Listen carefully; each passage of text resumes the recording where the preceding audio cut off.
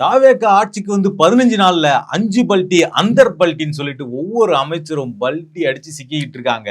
ஒவ்வொரு பல்ட்டியும் வச்சு செய்யறதுக்கு அளவெடுத்து செஞ்ச மாதிரி இருக்கு. செஞ்சிடலாம். முதல்ல நம்ம ஆல் டைம் ஹிட் பாட்டு வந்து என்ன பாட்டு தெரியும்ல உங்களுக்கு? ஒரு க்ளூ ஒன்னு கொடுக்கலாமா? பாட்டிலுக்கு 10 ரூபா, பாட்டிலுக்கு 10 ரூபா, பாட்டிலுக்கு 10 ரூபா, பாட்டிலுக்கு 10 ரூபா, பாட்டிலுக்கு 10 ரூபா, பாட்டிலுக்கு 10 ரூபா, பாட்டிலுக்கு 10 ரூபா, பாட்டிலுக்கு 10 ரூபா. கேட்டுச்சா? அது வேற வாய். இப்போ வேற வாயை கேட்போம். அது வேற யாரும் கிடையாது, தமிழ்நாட்டுடைய இப்போதைய மதுவிலக்குத்துறை அமைச்சர் விக்னேஷ். அவர் என்ன சொல்றாரு அப்படின்னு பார்த்தோம்னா, பாட்டிலுக்கு 10 ரூபான்னு எச்சா வாங்கக்கூடாதுன்னு சொல்லியிருக்கோம். ஆனா இதுல ஒரு சட்ட சிக்கல் என்னவா இருக்கு அப்படின்னு சொன்னா, கோர்ட்டோட ஒரு டைரக்ஷன் இருக்கு. அது எல்லாருக்குமே தெரியும். அந்த கோர்ட் என்ன சொல்றாங்கன்னா, நீங்க அந்த பாட்டில் குடிக்கிறவங்க அந்த பாட்டில வெளியே போட்டுட்டு போயிடுறாங்க.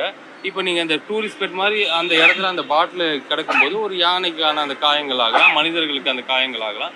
அந்த பாட்டிலை திருப்பி வாங்கணும். அப்போ அந்த பாட்டிலை திருப்பி எல்லாரும் கொண்டு வந்து கொடுக்கணும்னா என்னன்னா, ஒரு பாட்டிலுக்கு ஒரு ஸ்டிக்கரை நீங்க ஒட்டிக்கோங்க. ஒட்டி அதுல 10 ரூபாய் எக்ஸ்ட்ரா வாங்கிக்கோங்க. திருப்பி அந்த பாட்டிலை கொண்டு வந்து கொடுத்தால் அந்த 10 ரூபாயை திருப்பி கொடுத்துருங்க. கேட்டுச்சிங்களா?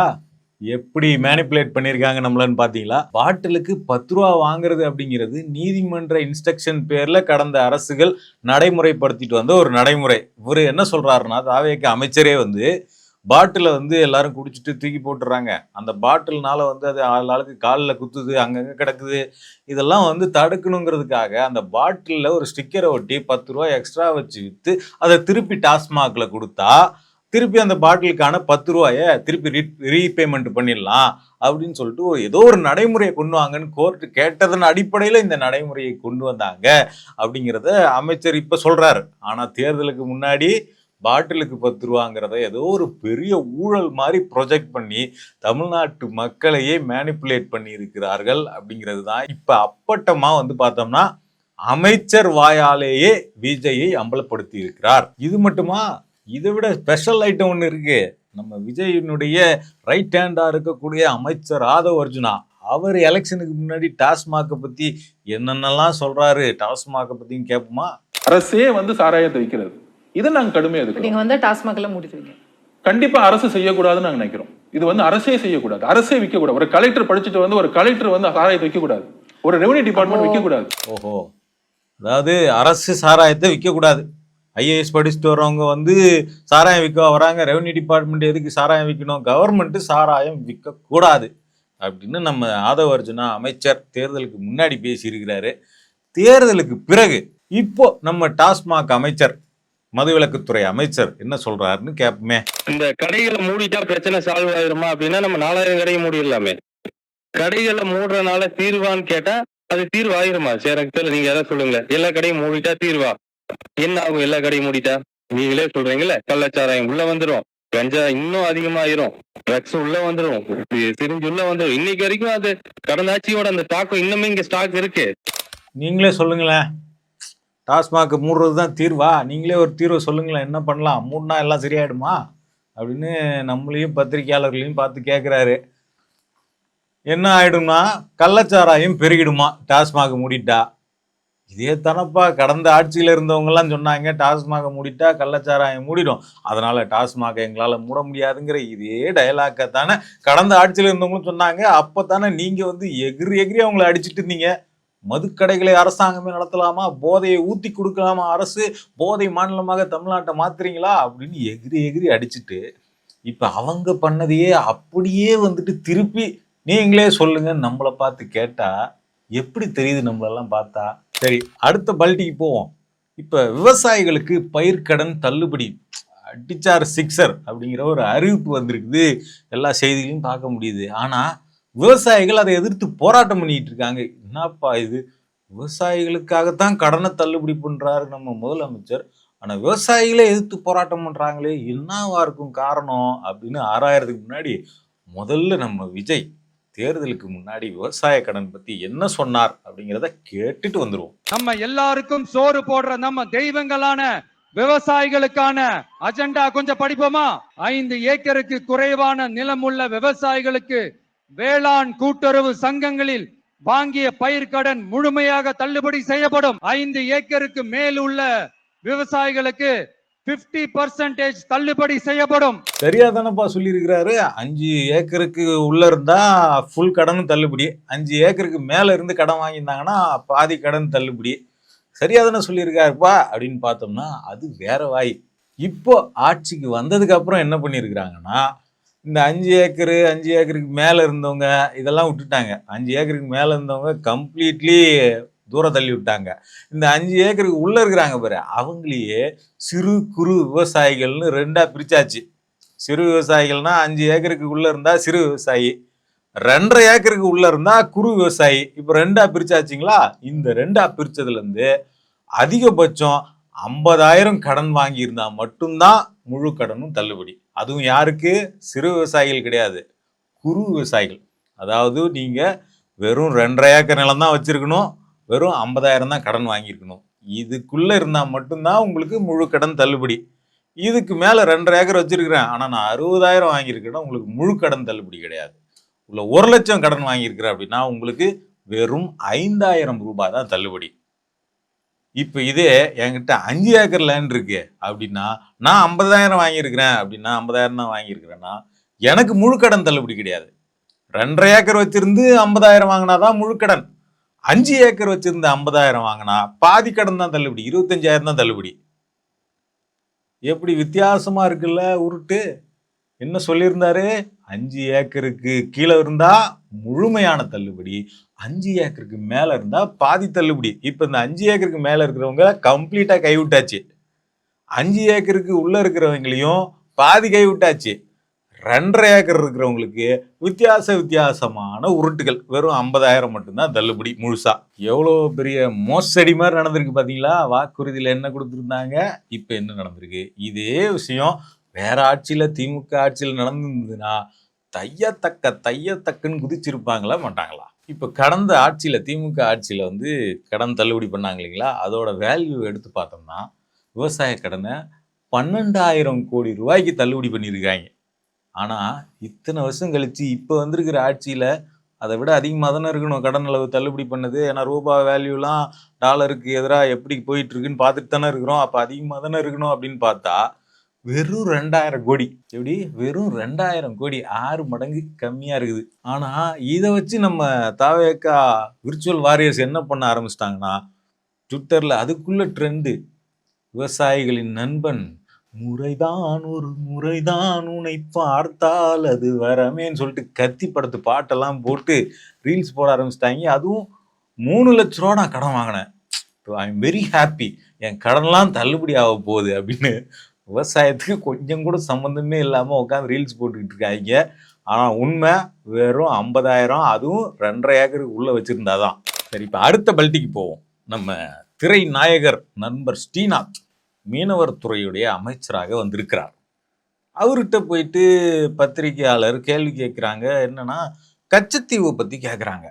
ஸோ இவர் சொல்ற பதிலை கேட்கறதுக்கு முன்னாடி, இதுக்கு முன்னாடி கச்சத்தீவை பத்தி தேர்தலுக்கு முன்னாடி நம்ம விஜய் சார், சிஎம் சார் என்ன சொன்னார்னு கேட்டு வந்துருவோமே. இனிமேலாச்சும் எங்களுடைய மீனவர்கள் பாதுகாப்பா இருக்கிறதுக்காக இந்த கச்சத்தீவை இலங்கை கிட்ட இருந்து மீட்டு கொடுத்துருங்க, அது போதும். அதாவது இனிமே எங்க மீனவர்கள் பாதுகாப்பா இருக்கணும்னா அந்த கச்சத்தீவை எப்படியாவது இலங்கை கிட்ட இருந்து மீட்டு கொடுத்துருங்க, அது போதும். கரெக்டா தானே பேசியிருக்கிறாரு. ஆனா இப்போ நம்ம அமைச்சர், மீனவர்களுக்காகவே இருக்கக்கூடிய அமைச்சர், அவர்கிட்ட இதை கேள்வியை கேட்குறாங்க. நியாயமான கேள்விதான். கச்சத்தீவை பத்தி என்ன நிலைப்பாடு, என்ன முடிவுகள் எடுக்க போறீங்க, என்ன பண்ண போறீங்க அதுக்காக அப்படின்னு கேட்டாக்கா, அவரு அப்படியே ஏதோ சொல்ல வராரு. பக்கத்துல இருந்துக்கிட்டு நம்ம ஏஐ மினிஸ்ட்ரு அவர் நோ கமெண்ட்ஸ் அப்படிங்கிறாரு. ஏங்க அதை நான் சொல்லணுங்க அப்படின்றாரு. சரி, இவர் ஏதோ புதுசா சொல்ல போறாருன்னு பார்த்தா ஸ்ரீநாத் மைக்கு முன்னாடி அவரும் நோ கமெண்ட்ஸுங்கிறாரு. நீங்களே பாருங்களேன் அந்த கூத்த. இதுக்கு முன்பாக இருந்த அரசுகள் பாத்தீங்கன்னா கச்சத்தீவை மீட்போம், நோ கமெண்ட்ஸ், நோ கமெண்ட்ஸ், ஆனா எதுவுமே நிறைவேற்ற. நோ இந்த கமெண்ட்ஸ். அரசு என்ன மாதிரியான செயல்பாட்டுல இருக்க? அத பத்தி இப்போ பேச முடியாது. No comments. தேங்க்யூ. கச்சத்தீவை பத்தி நோ கமெண்ட்ஸ்னு சொல்றதுக்கு எதுக்கு தேர்தலுக்கு முன்னாடி இவ்வளவு குதிக்கணும்? எப்படியாவது எங்க மீனவர்களுக்காகத்தான் நாங்க நிக்கிறோம்னு சொல்லிட்டு இப்ப நோ கமெண்ட்ஸ்னு சொல்றதுக்கா? எது உங்களுக்கு அதை பத்தின ஒரு நிலைப்பாடு, என்ன பண்ண போறோம், என்ன ஆய்வு பண்ண போறோம், எதுவுமே இல்லை. No comments. இதுக்கு பேர் தான் அந்தர் பல்ட்டி அப்படிங்கிறது. அடுத்த பல்ட்டி, நம்ம மின்வெட்டுன்னு சொல்லிட்டு மக்கள் எல்லா பக்கமும் போராட்டம் நடத்திக்கிட்டு இருக்காங்க. தினசரி செய்தி எடுத்தா இந்த ஊர்ல மின்வெட்டு, அந்த ஊர்ல மின்வெட்டு, இங்க போராட்டம், அங்க போராட்டம்னு விஜய் வீட்டு பக்கத்துல எல்லாம் போராட்டம் நடந்திருக்கு. ஸோ இவ்வளோ போராட்டம் நடக்குதுன்னு மின்சாரத்துறை அமைச்சர்கிட்ட கேட்குறாங்க போயிட்டு. அவர் வந்து ஒரு எல்லாரையும் அசர வைக்கிற மாதிரி ஒரு பதில் சொன்னாரு. அந்த பதில் என்னன்னு பார்த்துருவோமே. எங்கெல்லாம் வந்து ஒரு சில தனிநபர்கள் யாருடைய தூண்டுதலின் பேர்லயோ செய்கிறாங்கன்ற ஒரு சில கருத்துக்கள் நிலவுகிறது. ஸோ அதெல்லாம் சரி செய்யும் பணிகள் நடந்துட்டு இருக்கு. 1% பேர் கருப்பாடுகளாக இருந்து செயல்படும் விதத்தை நாங்கள் இல்லை, அதை நம்ம இப்போ போய் வேலிடேட் பண்ணிட்டு இருக்க வேண்டாம். ஒரு சில பேர் கருப்பு ஆடுகளா இருந்து மின்துறையில இப்படி பண்றாங்களா? ஒரு மின்சாரத்துறை அமைச்சர் எவ்வளவு பொறுப்பான பதில் சொல்றாரு பாத்தீங்களா? இதுக்கு முன்னாடி எப்படி இந்த கரூர் விஷயத்துல இருந்து கான்ஸ்பிரசி தியரியை வச்சே காலத்தை ஓட்டிட்டு இருந்தாங்க. கூட்டம் ஏன் குடிச்சு அப்படின்னா திமுக சதி, இங்க தேர்தல் ஆணையம் பர்மிஷன் கொடுக்கல திமுக சதி, இங்க எங்களால எதுவும் பேச முடியல திமுக சதி, இப்படியே பேசிட்டு வந்துட்டு இப்ப ஆட்சிக்கு வந்து உக்காந்த பிறகு பவர்ல உக்காந்துக்கிட்டு இன்னுமே வந்து திமுக சதின்னு சொல்லிட்டு இருக்காரு, கருப்பு ஆடுகள்னு சொல்லிட்டு இருக்காரு. ஒரு மின்சாரத்துறை அமைச்சர்னா பொறுப்புள்ள வகையில என்ன பதில் அளிச்சிருக்கணும் அப்படின்னா, ஏன் மின்சார தட்டுப்பாடு இருக்குதா, ஏன் இருக்குது, இல்லைன்னா என்ன நடந்துகிட்டு இருக்கு, எதனால் நடக்குது அப்படிங்கிறத சொல்லிட்டு இந்த பிரச்சனைகளுக்கெல்லாம் நாங்கள் பொறுப்பேற்றுக்கிறோம், நாங்கள் இதை சரி செய்கிறோம், நீங்கள் ஒன்றும் கவலைப்பட வேண்டியதில்லை, விரைவில் இதெல்லாம் தீர்த்து முடிப்போம் இப்படின்னு மக்களை சாட்டிஸ்ஃபை பண்ணுற பதில் சொல்லணும். இவர் என்ன பண்ணுறாருன்னா இதெல்லாம் சொல்கிற மாதிரி சொல்லிட்டு வந்துட்டு இவர் வந்து உள்ள எக்ஸ்ட்ராவாக என்ன பண்ணுறாரு அப்படின்னா, பொறுப்பேற்றலேருந்து தப்பிக்கிறதுக்காக 1% பேர் வந்து கருப்பு ஆடுகள் இருக்காங்க, அவங்களால எங்களுக்கு டவுட் இருக்குது, அவங்கள வந்து நாங்கள் வந்து நடவடிக்கை எடுப்போம் அப்படின்னு சொல்லிட்டு பழியை தூக்கி வேற ஒருத்தவங்க மேலே அக்கௌண்டபிலிட்டியை தூக்கி போட்டுடுறது. உடனே மக்களும் வந்து பாவம்பா அவங்க என்னப்பா பண்ணுவாங்கன்னு ஒரு சிம்பத்தியை கிரியேட் பண்ணுறது அப்படிங்கிறத ஒரு ஸ்ட்ராட்டஜியாக பயன்படுத்துகிறாரான்னு எனக்கு தெரில. ஆனால் இதனால என்ன நடந்தது அப்படின்னு பார்த்தோம்னா, இவர் பேசுனதுனால மின்வாரிய ஊழியர்களுடைய வீட்டில் போயிட்டு மக்கள் தாவேகா கட்சிக்காரங்க போயிட்டு பிரச்சனை பண்ணுறது நிறைய இடங்கள்ல நடக்குது.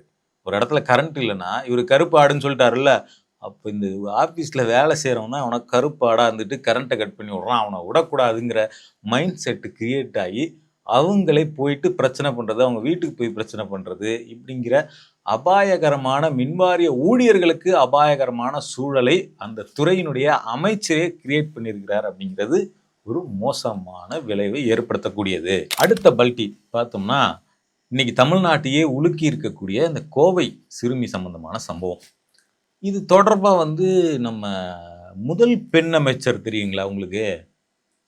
இது வரைக்கும் எத்தனையோ பெண் அமைச்சர்கள் இருந்திருக்கலாம், ஆனால் இவங்க தான் ஃபர்ஸ்ட்டு அப்படின்ற மாதிரி தாவேகாவினுடைய முதல் பெண் அமைச்சர் கீர்த்தனா, அதாவது தமிழ்நாட்டின் முதல் பெண் அமைச்சர் அப்படிதான் அவங்க சொல்லுவாங்க.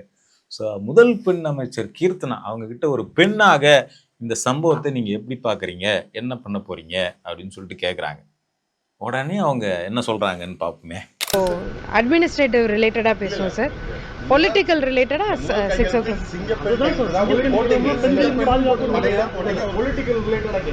பாலியல் சம்பந்தமா நடந்திருக்கிறதுனால ஒரு பெண் என்ற முறை நீங்க அந்த வழக்கு எப்படி பாக்குறீங்க, அதுக்கு என்ன மாதிரியான நடவடிக்கை எடுத்துருக்கீங்க உங்க அரசு தாவேகா அரசு? தலைவர் என்ன முடிவு எடுத்தாலும் கரெக்டாக இருக்கும் சார். அதாவது அட்மினிஸ்ட்ரேட்டிவ் ரிலேட்டடாக பேசுவோமே, பொலிட்டிக்கலாக வந்து நம்ம பொலிட்டிக்கலாக அப்புறமா பேசலாம், அட்மினிஸ்ட்ரேட்டிவ் ரிலேட்டடாக தான் பேசணும். ஏன்னா நான் அவ்வளோ படிச்சிருக்கேன்ல, என்கிட்ட போய் நீங்கள் அரசியல் ரீதியாக கேட்குறீங்க. அதாவது நீங்கள் என்ன ஐஏஎஸ் படிச்சுட்டா வந்தீங்க, ஐஏஎஸ் படித்து எக்ஸாம் எழுதிட்டு அந்த துறைக்கு அமைச்சராக வந்து உட்காந்தீங்களா? உங்ககிட்ட அட்மினிஸ்ட்ரேஷன் ரிலேட்டடாக மட்டுமே பேசுகிறதுக்கு நீங்கள் ஐஏஎஸ் தான் படிச்சுட்டு வந்தீங்களா? மக்கள்கிட்ட சந்தித்து மக்கள்கிட்ட அரசியல் பேசி பொலிட்டிக்கல் கொஸ்டின்ஸை எழுப்பி மக்கள்கிட்ட பேசி பிரச்சாரம் பண்ணி தானே அரசியல்வாதியாகத்தானே நீங்கள் அமைச்சரானீங்க. உங்ககிட்ட பொலிட்டிக்கலாக பேசாமல் அட்மினிஸ்ட்ரேஷனாக மட்டும் பேசுங்கன்னா எப்படி? அதுவும் ஒரு பெண் சிறுமி, பெண்கள் பாதுகாப்பு, இது நாங்கள் பெண்களை பாதுகாக்கிறது தான் நாங்கள் வந்திருக்கிறோம்லாம் சொல்லிட்டு ஒரு சிறுமியினுடைய பாலியல் வன்கொடுமை கொலை நடந்திருக்கு. இதுக்கு வந்து கருத்து கேட்டாக்கா இது வந்து ஒரு பொலிட்டிக்கல் கொஸ்டின் அப்படின்னு சொல்றதெல்லாம் இது என்ன மாதிரியான விஷயம்? ஒரு சிறுமியினுடைய பாலியல் வன்கொடுமை கொலை, பெண்களுக்கு பாதுகாப்பு இல்லாத தன்மை அப்படிங்கிறது ஒரு அரசியல் கேள்வியா உங்களுக்கு? அதுவும் இவங்க என்ன சொல்றாங்கன்னா, அரசியல் ரீதியாக கூட விட்டுருங்க, ஒரு பெண்ணாக நீங்க இதை எப்படி பாக்குறீங்கன்னு கேட்குறாங்க. அதுக்கு கூட இவங்க என்ன பதில் சொல்றதுன்னா, இல்லை எங்க தலைவர் என்ன முடிவு இருக்கிறாரோ அதை செய்வார், அப்படின்றாங்க. இதை சொல்லும்போது ஒரு நமட்டு சிரிப்பு வேற. அப்போ இதுக்கு முன்னாடி இவங்க என்ன பண்ணாங்க அப்படின்னா, எலெக்ஷன் பிரச்சாரம் பண்ணும்போது கடந்த ஆட்சியில் நடந்த இந்த பாலியல் வன்கொடுமை சம்பவங்களை வச்சு அழுது கத்தி என்ன கத்தி இவங்க வந்து ஓட்டு வாங்கி ஜெயிச்சாங்க. இப்போ இவங்க ஆட்சியில் வந்ததுக்கு அப்புறம் ஒன்று நடக்குது. ஒரு பெண்ணாக நான் இதை எப்படி உணர்கிறேன் அப்படிங்கிற விஷயத்த கூட அவங்க சொல்றதுக்கு தயாரா இல்லை. அது வந்து ஒரு பொலிட்டிக்கல் கொஸ்டின். அதை பொலிட்டிக்கலாக ஆன்சர் பண்ணணுங்கிறது மட்டும்தான் நோக்கமா இருக்குது. இல்லை ஆன்சர் பண்ணாமல் எப்படி தப்பிச்சு போகிறது அப்படிங்கிறது தான் அவங்களுடைய நோக்கமா இருக்குது. ஸோ இப்படி தான் பார்த்தோம்னா ஒவ்வொரு அமைச்சரும் இந்த 15 நாட்களில் விஜயிலிருந்து ஒவ்வொரு அமைச்சரும் வந்து அந்தர் பல்டிகளை வந்து ஒவ்வொரு விஷயத்துக்கும் அடிச்சுக்கிட்டே இருக்கிறாங்க.